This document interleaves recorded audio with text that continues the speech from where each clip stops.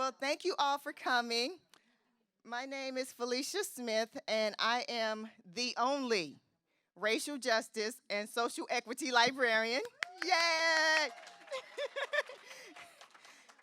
And today we have an amazing group of panelists for you all.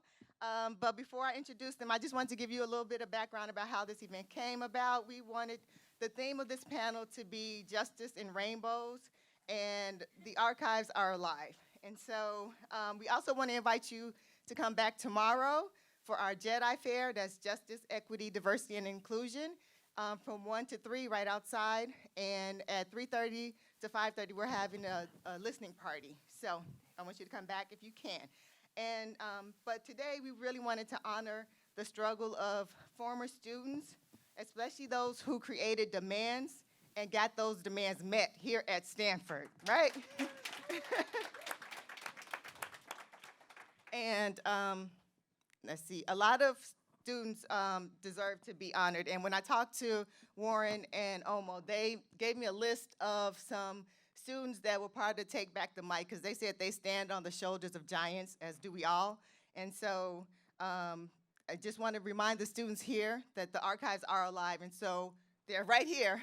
They're in our archives. But also I want to invite you all, if you're currently working, please give your materials to our archives, because when you're rich and famous, one day people will come back and ask, oh, do you have archives of the student of this famous person when they were a student at Stanford? And unless you give us the information now, we won't have it. So the shoulders of the giants that I stood on was my amazing team, starting with our amazing library director, Michael Keller, and my partner in crime in all things is Astrid Usong and Kelly Fields, who creates all the nerd squirrel things that you see and that everybody loves. Meyer Iverson Davis, Alma Parada, and Belinda Ramirez, who all helped me organize this event today. And so I will now allow the panelists to introduce themselves, and then we'll get started. So over to Warren. Good afternoon. My name is Dr. Warren Hayman, 67 graduate of Stanford University in the master's program. I was one of the organizers of the BSU in 66 and 67. I was a part of the 5-member negotiating team for the demands. And then my late wife and I were faculty residents in Robley. That was the first black theme house on the campus. I've still been involved with Stanford off and on. Yeah, Omowale Satterwhite. I came to Stanford in the fall of '67 and joined the BSU and graduated in class of '75, '76. I, too, was a part of the BSU and had the now infamous role of reading the demands at the convocation where the BSU protested related to the assassination of Martin Luther King. I left Stanford and I moved into East Palo Alto, and I've lived there for about 5 decades and have been a part of the creation and the development of that city. Mm-hmm. I'm honored to be here, especially with such wonderful role models. My name is Judy Wu. I have all my degrees from Stanford. I came in '87, left eventually in 1998. I was part of, I tell people, like, when I think about when my identity coalesced and I became who I am, and it happened at Stanford because of a year-long protest for ethnic studies, support for ethnic student centers, and that happened in 1989. Wow. Yeah, honored to be in the presence of folks who I can say that not only inspired me in the ideas that laid the foundation for a multiracial sort of causes of mutual benefit of our student population. I got here, my name is Gina Hernandez-Clarke. I got here in 1984 and was immediately engaged and inspired by the work of the BSU the Students Out of South Africa movement, and the first presidential run, or the run for the Democratic nomination by the Reverend Jesse Jackson in the 1980s. It was the first election that I was able to vote as a young person. And I came onto this campus really eager to be a part of that sort of ethos. And I guess my origin story was that, and really recognizing that, when I entered the campus, I wanted to be a part of a really rich multi-ethnic organizing movement. And our community was in a transition from the previous generation, which was, I think, the tumult of the post-civil rights era that we're hopefully going to hear a lot about today. And there was no student organization in our community dedicated to that, and that was puzzling to me. So I started MECHA and thought, well, we need to have a strong foundation within our community to purposefully and productively be a part of the other communities' calls for liberation and access and expanded education. So that's who I am. I mean, I also should say I am a lifer at Stanford. I did leave for a few years, but I got my undergraduate degree here and have worked here for 20 years in the arts, most particularly with an organization called the Institute for Diversity in the Arts, which I think is a way to kind of reanimate some of the inspiration that I started as an undergraduate when I arrived. Thank you, everybody. Brief round of applause. We're going to fix Gina's mic. So while we're fixing Gina's mic, I'll start with you two on the end, and we'll talk about the Black Student Union, or the Black student struggle on campus, if you will. If you would like to talk about what you're the most proud of, or how you accomplished something, because accomplishing change at Stanford is kind of hard. And a lot of students right now are struggling, trying to figure out how to bring about meaningful change. And since you all have done it, I just wanted to know what you wish you knew when you were a student here, about how to get your demands met, and anything that you think is important for our audience to know. I think it's difficult to respond to that, because you have what the late Charles Ogletree said at a lecture at Gonzaga University, intergenerational difference now. So what was available to us then was not available, is more available now, I guess I would put it this way.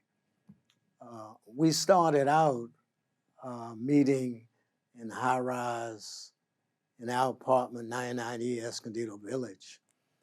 And we really didn't know what we were doing, but we knew where we wanted to go. And there's an African proverb that says, if you don't know where you're going, any road will lead you there.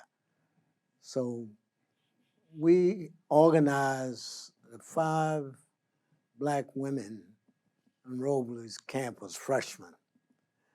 They circulated the notice of our first meeting by hand, use a mimeograph machine to run them off.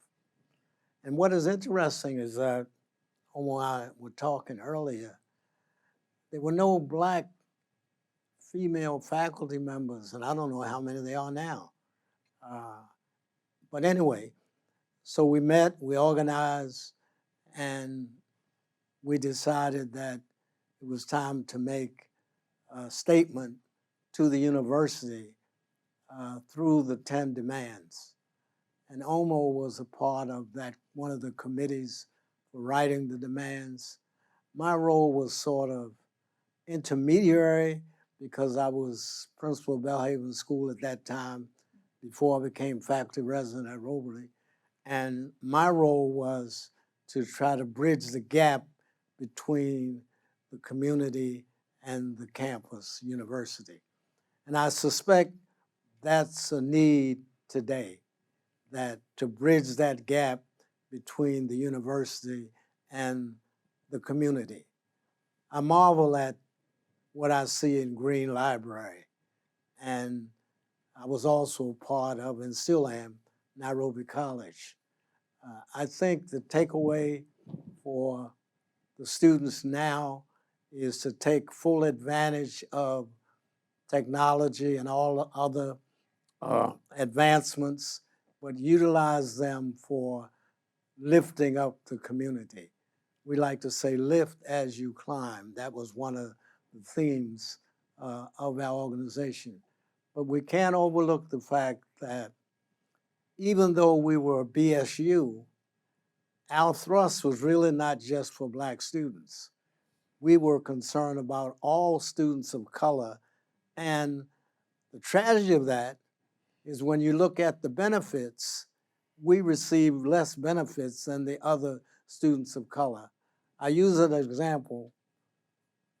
One of the results of the 10 demands was the creation of a position, assistant to the president of Black Affairs.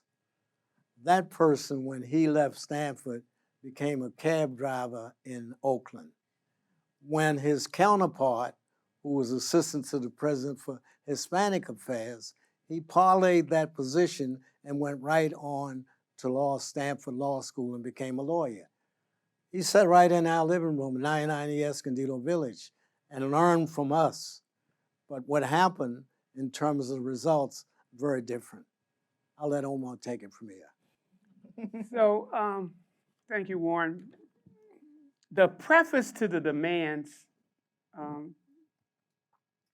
are as follows. Stanford University is guilty of denying equal education opportunities to minority group members, not Black people, minority group members, of the local community, the state of California, and the nation. We have been told that one of the major problems, perhaps the major problem of Stanford, are issues related to minority group education. Yet we have been led to believe that operating funds, including those typically allocated on the basis of institutional priorities, are not available for this purpose. The Black Student Union rebukes the administration for attempted deception and indicts Stanford University for shirking its responsibility for minority group education and therefore demand. And there were 10 demands. The first demand was equal representation at Stanford University, equivalent to the population in the country. The demands were both visionary and tepid. The fifth demand was simply, we want 5 so-called marginalized students from East Palo Alto to be admitted to Stanford and supported. Today we call it racial profiling. The seventh demand said, quit race profiling Black students who come to the campus from Stanford University.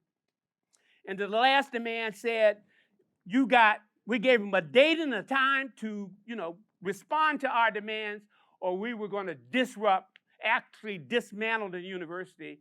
And I can now quietly say that if they had not responded positively to our demands, that's probably what we would have done. My main takeaways is that when you're working in the moment, you actually don't have a sense of what the historic benefit is of what you've done.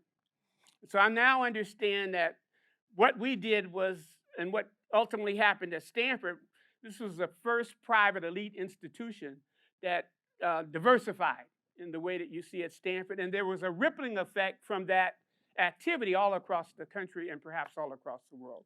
So the things that you do now, you might not imagine what the historic benefit will be, but 3 or 4 or 5 decades when you look back, you will appreciate that people appreciate that you stood tall.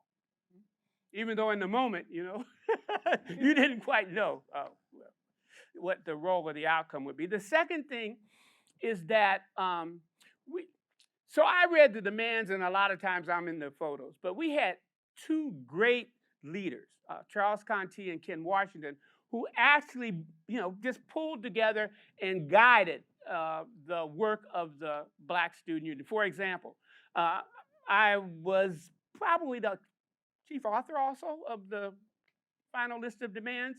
And in the first draft, brought back maybe 35 or 40 demands. Charles County said, no, he was an organizer in New York before he came to Stanford. He said, you can't ask for 40 demands. The most you can ask for is 10. There you go. So we had 10 demands. The point I'm making here as the second big takeaway is that even though in the Black Student Union you had really radical voices and you had really moderate voices, around Martin Luther King we unified. And everybody in the Black Student Union was involved in one or more committees, and everybody stepped up and worked hard and fulfilled the duty that they had committed to fulfill. And in working in unity, we stood tall and were confident that we could confront the university and not only speak truth to power, but make power move the way that we wanted it to move. We just had that, we had that confidence. And then the last thing that's my takeaway as a student, I always pondered the duality of being a student or giving back to the community. And what I now understand is that throughout your whole life, you do both. And in some spaces, you are more student, and in some spaces, you are more community engaged.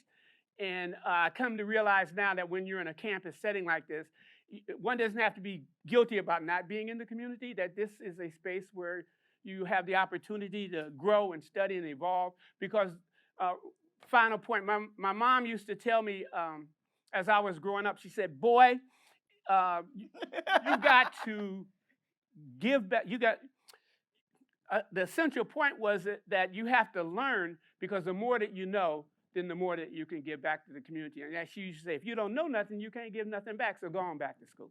If I may add Yes, go ahead, Warren. to the young students who are contemplating continuing the struggle, there are always risks involved in confronting the administration or any governing body. So understand that you have to take risk. I did not graduate from Stanford with a doctorate. I graduated from Harvard with a doctorate. I wanted to finish my doctorate here at Stanford, but not one faculty member in the School of Education would agree to be my committee chair. It was all because of my role as part of the Black Student Union. But I was fortunate. So I had an opportunity to go to Harvard, as the young people say now, on a free ride. So always understand that there are risks involved, and be prepared to take the risks.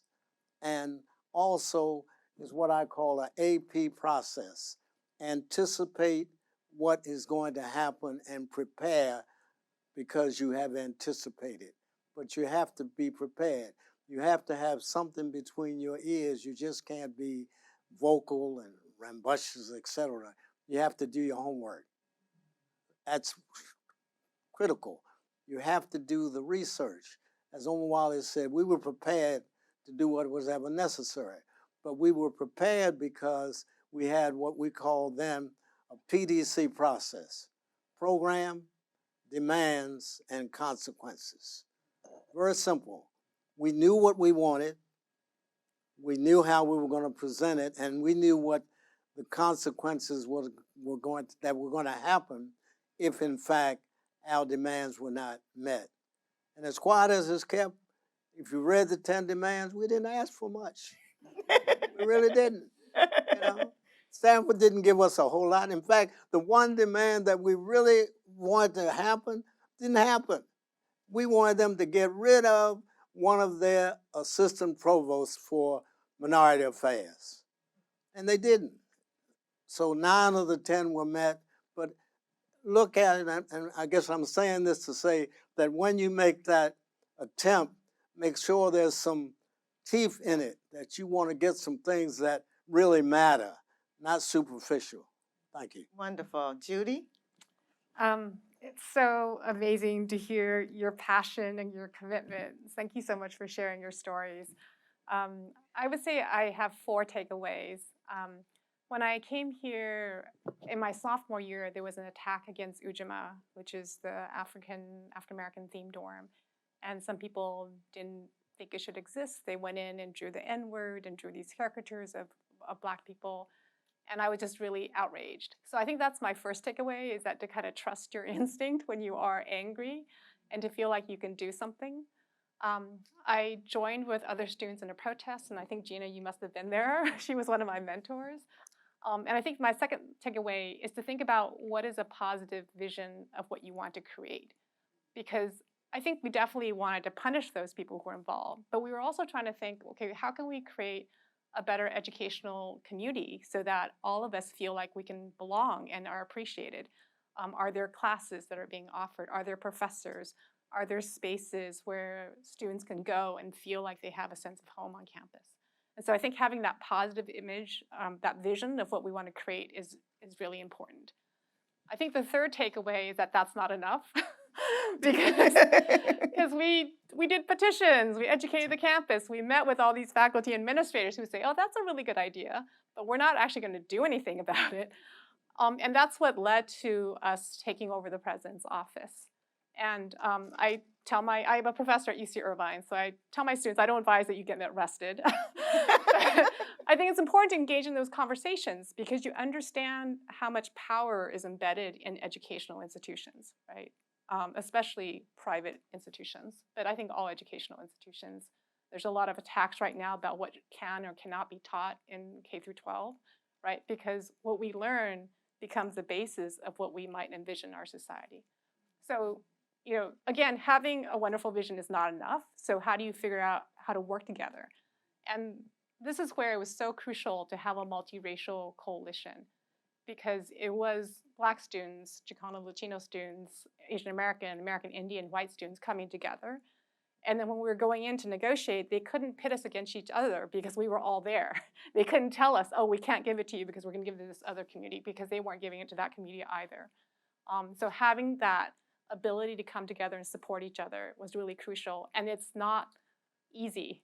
Right? We come with different histories. We have antagonisms. I remember the Black students in our coalition receiving worse treatment from the justice system, right? So there's ways in which we are being pitted against each other. And so we have to really learn and be able to develop that sense of trust. And my final takeaway is that I think I was so grateful to our mentors for remembering that we're human and that we all have different capacities to protest. When we took over the president's office, we were receiving threats that you have to leave or else we're going to come in and arrest you. And I remember some people deciding to leave. There were international students, and so the repercussions would have been much higher for them. And also, many decades later, I found out one of the most active students was undocumented, right? And it would have been, again, a huge consequence if she had been arrested. And instead of making people feel like, oh, you're lesser than because you've decided to leave, like you're not as down as we are, I remember people said, let's clap for them. Let's thank them for what they've been able to contribute, and they can go outside and they can continue to contribute. Because once we were arrested, some of us were put on a school bus and others were taken to another location, but the students surrounded the bus and they wouldn't let the police take us away, right? And so even if they're not going to get arrested, they can be outside spreading the word, gathering support. So I think that sense of kindness and humanity is something that I also want to emphasize. Wow. Wow. That's beautiful. Yes. Takeaways. I mean, all of this is really, really rich and important. I like the idea that you started us off with, which is you don't really know. We had, just to frame it, because I think one of our biggest inspirations was the fact that there was in history a moment in which the mic was taken from the university president after this horrific event in our history across the globe. The assassination of Dr. Martin Luther King created momentum and its own sort of inspiration for people to act in a way that we wouldn't have had otherwise.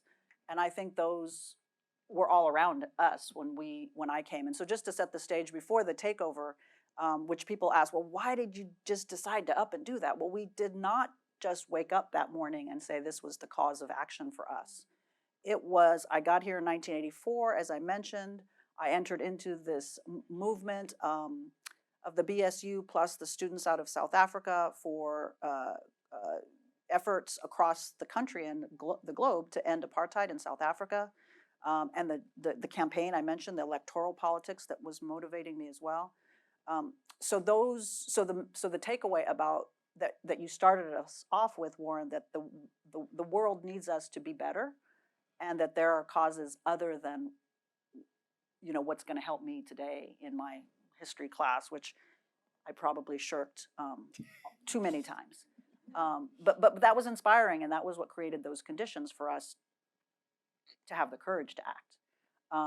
And so it wasn't about what we thought we needed for ourselves that ultimately motivates some sort of an act, which again, 4 years later, after fighting for a lot of different things, including expanding the access to a better education and to ethnic studies on this campus, to have more, one of the demands that we had was for the program in African and African American studies to become a department. And that was in 1989. I mean, we probably started calling for that when I arrived here, but we also knew, and I was inspired by the fact that it was a call that was made long before I even arrived on this campus. So that's what I mean. It's like the things that motivated us to act in this tactic, which seems a little extreme, perhaps to some, was a building block of a lot of issues. Judy mentioned the racism and intolerance of our communities. We had a need for support. I learned this weekend over reunion weekend that it took a lot for a few students to support our even admission to Stanford. And so once we're here, we needed more than just the admission. We needed to create places of belonging. We needed the education, and we needed the support for our communities. And so that was sort of a tall order. I know that's not a takeaway, but I think it's sort of a takeaway in this, for me, in the sense that what motivated the kinds of actions that we took on that I participated in during my time here was something that was beyond a particular impact of myself, even my community, or even this campus. And having those larger goals and a connection. I also think the big takeaway was having a strong political education. Sometimes the environment and the climate in which we're living provides that political education, but we had a lot of mentors. It was multi-generational. I think that was one of my big notes for takeaway for this panel overall, was that I know that my inspiration came from not only the two gentlemen sitting here with us, but that community and that cause that came before. And I entered into this place, maybe not initially with that in mind, but as soon as I saw what was percolating of the causes that students were active around, that propelled more inspiration and more action. And so I also had some here in this room, graduate students and people involved in the union I met. These were full adults, not like students when we arrived, all very wide-eyed and aspirational, but people who were really doing a lot of important study about the issues about electoral politics, about how to move big institutions, about what would happen if we got arrested. You know, there were things that people knew that I needed to know in order to kind of find my way through some of the things we did. Some of the things we did were very optimistic and cheery, and we had balloons, and we marched down White Plaza, and it was all real cool. And then other things were, you know, much, much more tactically aggressive or difficult, and the demands became more pitched as my years went on. So it wasn't like I woke up in 1989, I was supposed to graduate, never mind, in 1988, I was still enrolled, to take over the president's office. But in fact, it was the lead up by seeing the kinds of, you know, we would have called them injustices, the lack of access, the not knowing who we and our histories of our people were in order to enter into the conversation of what this education could provide, were the kinds of things that kind of built up over time in our community to kind of propel such an action. And as Judy was saying, but still we weren't prepared. We kind of thought we were. We had a lot of long conversation and debate about the kinds of things we wanted to achieve over the years and over that particular year as well. And we didn't really, ever get to a final, perfect set of demands. One of them was still the departmentalization of African and African American studies on this campus, which, by the way, took another 30, I just celebrated my 35-year anniversary. It took another 35 years. Again, the impact of the things going on in the world to propel change cannot be, that's a big takeaway. You can't take those lightly, and that was an opportunity that couldn't be missed this time around, thankfully. So we didn't wake up that morning and say, this is what we're going to do. We're going to just go out and take over the Building 10. And yet, we still weren't prepared for some of the real consequences that were required. But as Judy was ending, I will say that the trust that we built over time, not perfect. Again, the BSU was not fully down with this particular tactic, but some Black students were. And so it wasn't perfect. And we certainly didn't get all that we had called for. But just, I'm going to throw it out there now because I don't know how long, there's a lot to share and I'm not sure where our questions are heading. But one of my and so being someone who has always been looked to in my community as someone who is always ready to fight for my community, it's worth saying because of that effort with ASA in particular, but also with the SAIO, Stanford American Indian Organization, the Committee for a Democratic Education, and the Black students and the BSU, we, my greatest achievement as an activist, I think, was the ability to see Stanford hire not one, but two Asian American faculty on this campus that hadn't existed before. I think we got a few more of the things that we wanted, like full-time deans for the ethnic centers, which were part-time up until that point in history.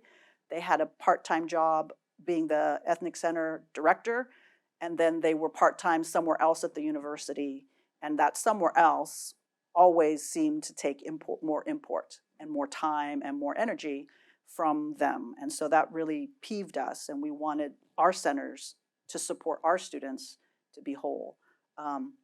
So that's just some more texture, but I think the takeaways that I've heard I share, and also this idea that we needed to know more than what we ourselves knew at that time. So we met a lot, we talked a lot, and then we had an intergenerational set of mentors, both on the campus and external to the campus, who we were a part of our political education came from. And everything from what else was going on in the world that was important so that we could just calibrate your own campus desires to a worldview that was a little bit more thoroughgoing. And I definitely am still, frankly, seeking that, but that's always been my compass. Wonderful. Thank you. And you all should feel free to take as much time as you want, because we're going to go over by 10 minutes since we started 10 minutes late. So we've got another 30 minutes, and if people need to leave, they can, because this is being recorded.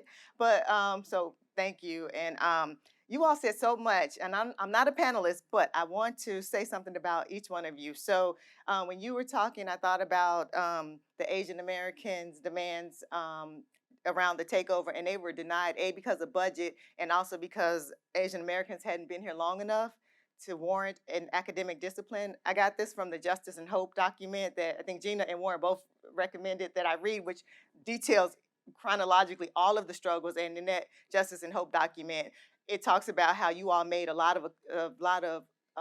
had a lot of success from like 68 to 72, but then after 72, there was a backlash. And so they started trying to take things away and defund things or reduce the budget for things. And so I thought that was interesting. And then as a librarian, I was excited to hear about the bookend. I've heard of sit-ins. I had never heard of a bookend where you all checked out over 1,000 books. You stacked up 1,000 books at Meyer Library, which is now Meyer Green. And you wanted it checked out to the president because you all said these are books that the president needed to read. So I was like, shout out to y'all. That's a good tactic. But again, speaking about the risk and the backlash, so after, like 2 days after that bookend, you all had to evacuate Myanmar from like 350 people had to be evacuated because of a bomb threat. And then I thought about your video, the takeover, which is 6 minutes on Vimeo. You all should watch. It's amazing. And just that was brilliant. But and it was just a lot that you all have gone through. And you were talking about the risks and in your oral history. That's at Stanford Libraries. You mentioned that you were doing phone banking, I think, and somebody actually said not only will they not donate any more money to Stanford, but they say you should be shot for protesting. So like these threats are real. Bomb threats, people telling you should be shot. Backlashes are real. Like that is real. And so I was telling my team when we were planning this, like I was just in awe of the fact that you all were doing this, not just while you're being students at an elite institution like Stanford, but being minorities as well. So not even just the struggle that you were facing, because I think Warren and Omo in your oral history, take back the mic with Dr. Roz, shout out to Dr. Roz in the house. You all mentioned how the climate was that William Shockley was being promoted on campus. He was talking to the freshmen at orientation, and so he was a virulent racist, not just a little racist. He was really, really racist, and he wants you to know. So, like, this is the environment that all of this is happening in, and you're students. But again, you're minority students. So I'm sure your family's like, they struggled to get you here. You in a good college, and you acting out. So is there anything that y'all want to talk about? I brought a photo album because my sister made it for my mom and dad apparently, and it found its way back to me. But that's a really good point. Does that? Yeah, I'll just say two Yes, take things. So organization and coordination is important. And as I've already said, we had two really great leaders in the BSU at that time. And when we did the action at Myanmar, we didn't just show up and do that. There was planning and organizing around that, so that the chair of the BSU actually was the one that approached Ken Washington, the president, and got the mic, gave it to me, and I read the demands. We invited the Mothers for Equal Education and the Nairobi schools to come to that convocation, and so it might have been about 30 or 40 people from the community. And we decided to all sit in the front rows, and at a certain cue from one of the co-chairs, walk up on the stage, grab the mic, read the demands, and leave, and then position ourselves around the campus to take whatever action we needed to take, depending on what the fallout was for that. And so the collective wisdom of the various members of the BSU and the multiple roles that we played allowed us to be successful in that action. And then there's a small piece that probably distinguishes what maybe is happening today from what happened then. So when I joined the BSU, went to its first meeting, the one demand that was expected of every Black student in the BSU was that you had to volunteer in East Palo Alto.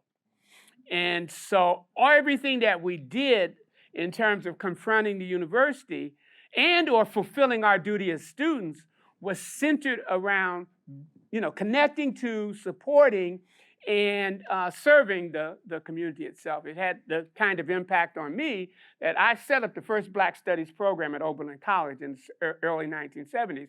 And I called that program not Black Studies, I'll call it African American Community and Student Development Program. If the function of the university is research, teaching, and community service, which is like at Stanford, research, teaching, community service, we flipped it. The function of the university is community service and teaching and research, and that's why we called it that. So the experience of the Black Student Union here was centered on connecting to the Black community in East Palo Alto, East Palo Alto was a predominantly Black community at the time. And that was of great importance to us. And that is why one of the demands spoke to what we now call the racial profiling of Black students in East Palo Alto. So I mean, my main point was that as I look back on that experience, it was the collective will and engagement of a group of people linked to and involving and working on behalf and toward the interests of the community and what we did that was central to the kind of like the guiding principles and the way that we thought about and the way that we organized that work. Thank you. When you talk about being a student and away from home, and your family is concerned about your activism, so where do you go to redevelop that family connection? And that's what we, the Haymans, were able to provide for the Black student population. So the family connection continued because we were there as surrogate parents to the young Black students who were advocating for change on the campus. So it's important to have that connection and to maintain it so you have some semblance of what you came from, you can still have on a predominantly white campus like Stanford University. I always say that Stanford doesn't make any mistakes. When they say 95% of our students are going to graduate, well, they've already decided that you're going to graduate, so they've selected you because they know you have certain skills, abilities, and attitudes. But what they don't know is that you also have a connection to a community. In this case, as Omo points out, it was the community of East Palo Alto. And I was directly involved because I was at that time principal of Belhaven School. So I provided another opportunity for Black students to connect with the campus.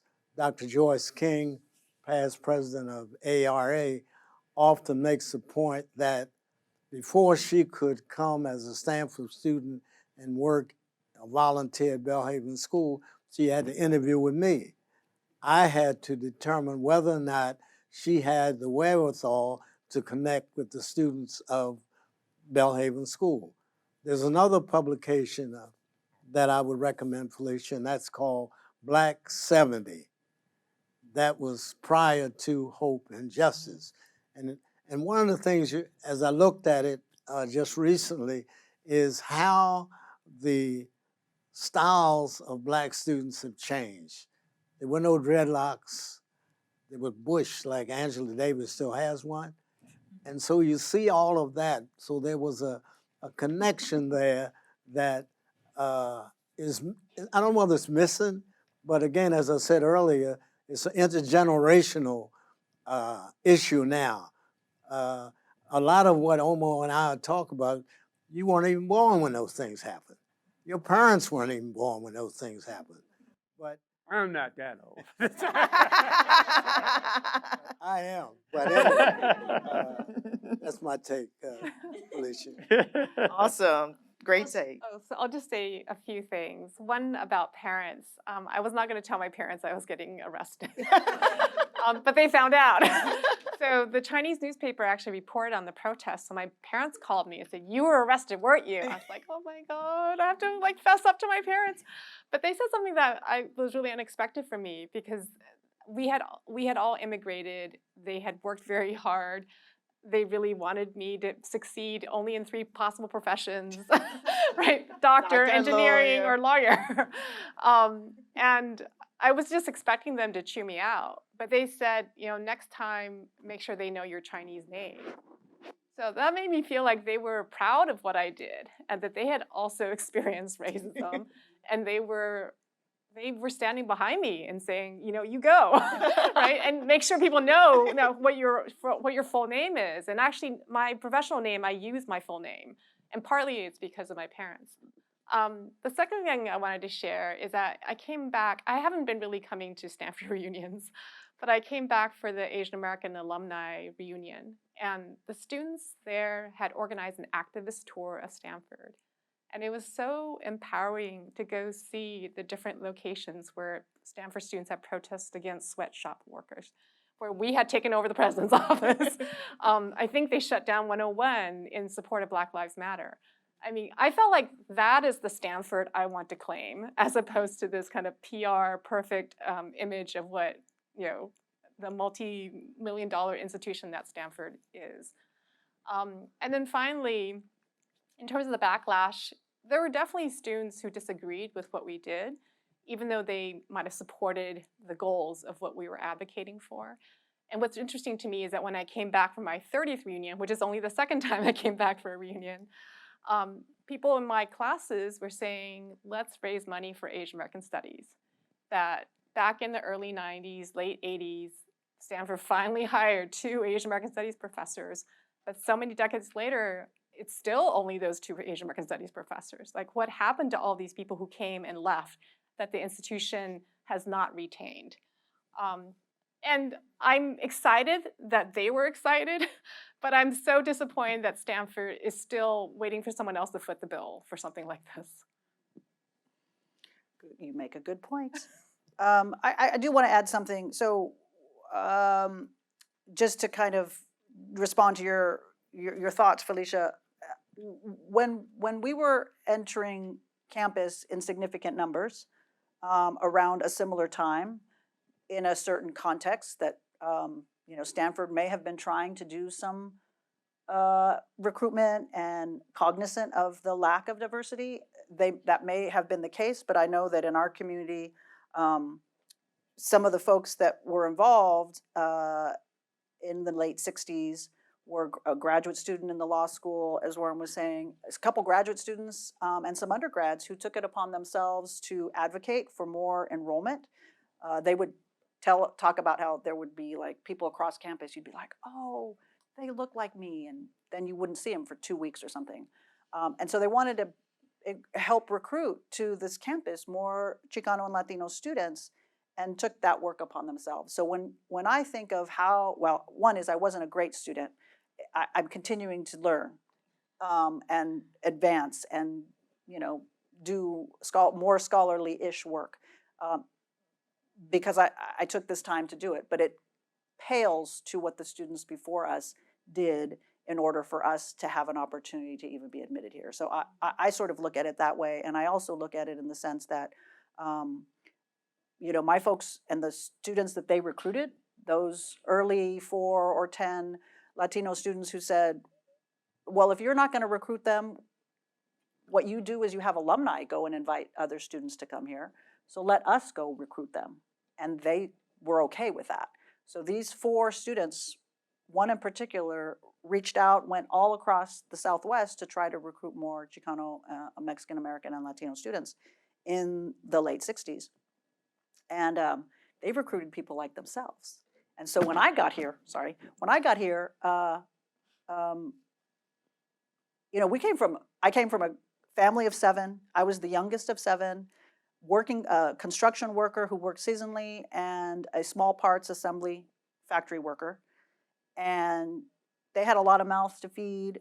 These students recruited my sister, who was my eldest sister, and I'm the youngest in this class that I was mentioning that got recruited. We were working class. When our folks dropped me off, and you have all this like hope and aspiration about becoming a whatever, nah, it was, you're good. Like, make your way. I knew work, I knew how to feed myself, and Stanford has a lot of resources. So it was never a thing of what are you gonna be, what are you gonna become, who do you get to be in this world? It was, you're good, you got to Stanford, everything else is gravy. And I might have taken that a little too much to heart. I made it, we're done. But you know, that was who they recruited. And so one of the things, in addition to the points about faculty and what I'd like to see more of from our community, within our community, beyond our community, so that we're not fighting for crumbs or fundraising for our own selves to get advanced, is more of those, you know, I wonder who are those working class kids who really need this opportunity the way that I did. And, or is it, to your point, kind of already determining who's already set up for success to be able to come to this institution and thrive. And that's a really important issue still for me as we, all are more diverse, and we want to continue to see that. And where is it that the students are being recruited from, to kind of give that opportunity to not only the kinds of students that some of us were in those early years, but also our communities, and where the majority of our communities are attending high school, elementary, and those sorts of things across this country.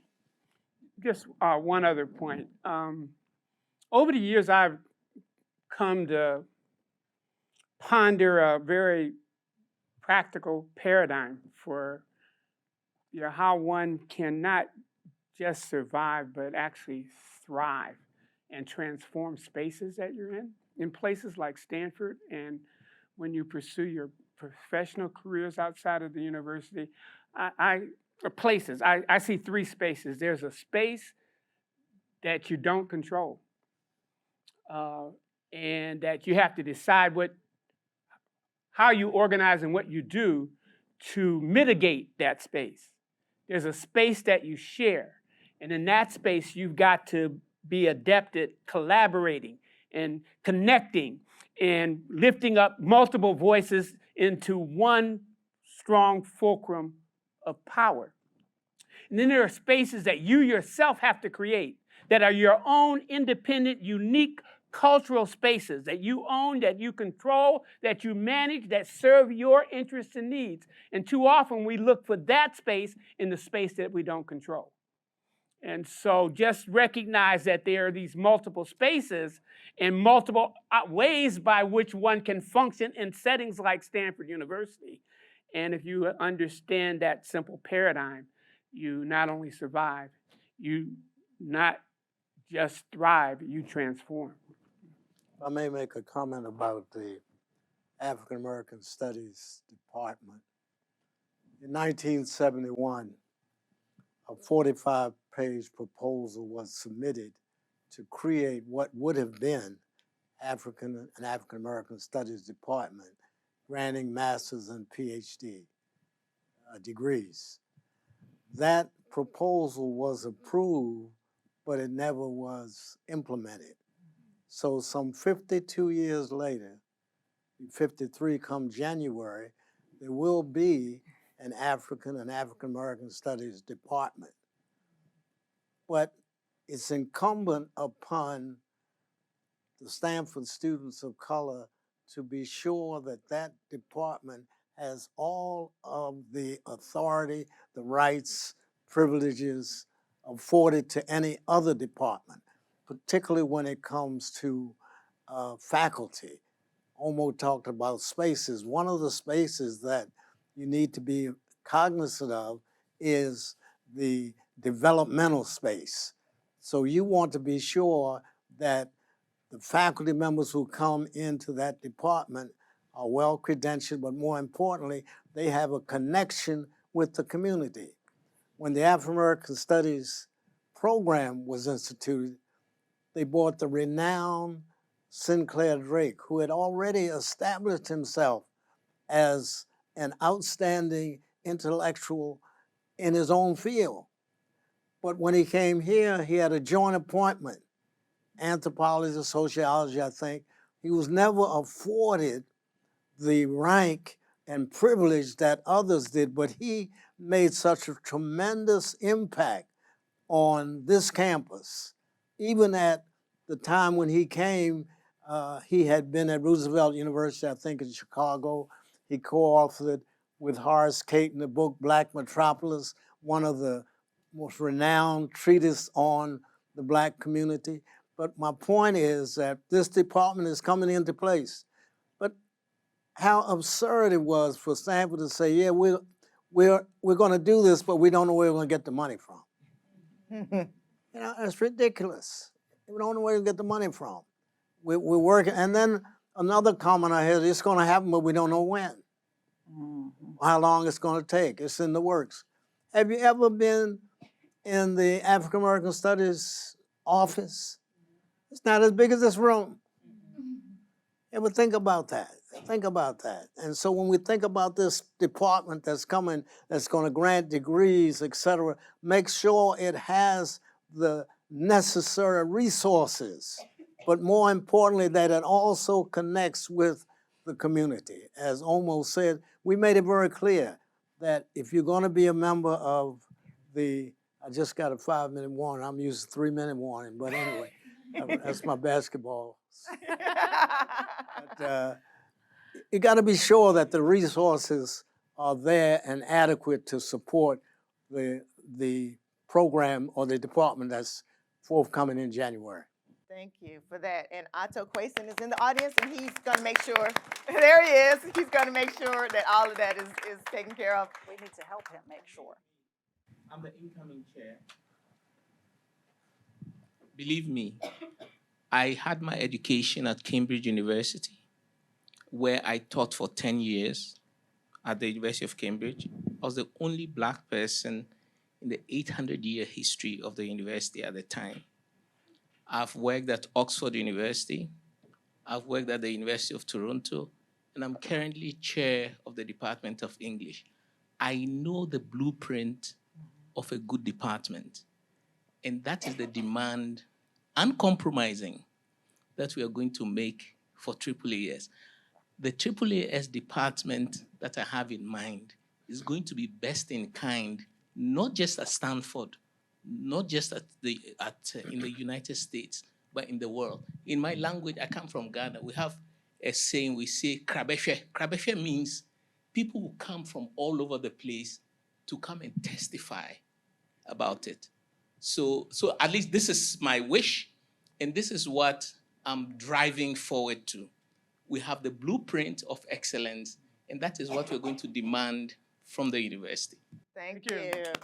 And we're going to allow you all to make closing statements. And my closing statement is that a statement that was in the Justice and Hope document is that the BSU had the capacity for disagreements without disunity and unity without uniformity. The moderates and the militants had to coexist or cease to exist. So I thought that was pretty profound, and I just want to hear any of your closing thoughts. My closing statement would be that the struggle continues, so we have to continue to struggle. Nice. Yeah, mine is, it's easy to be ordinary and difficult to excel. Excel we must. All right. Wow, they're really good at this. I know. Tough act to follow.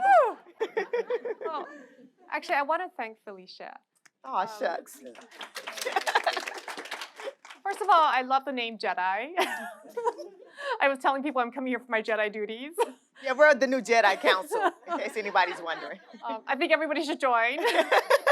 But also, I came here during the pandemic, and it was just a place to be able to go and kind of relive my memories and kind of be in open space. And I was so inspired to see Oh, the banner. the banner Oh, in yeah. front of the library, and it just gave me hope.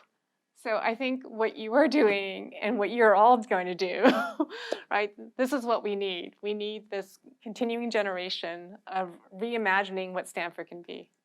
Thank you. How are you going to compliment me? I was just going to say what they said. But I mean, I think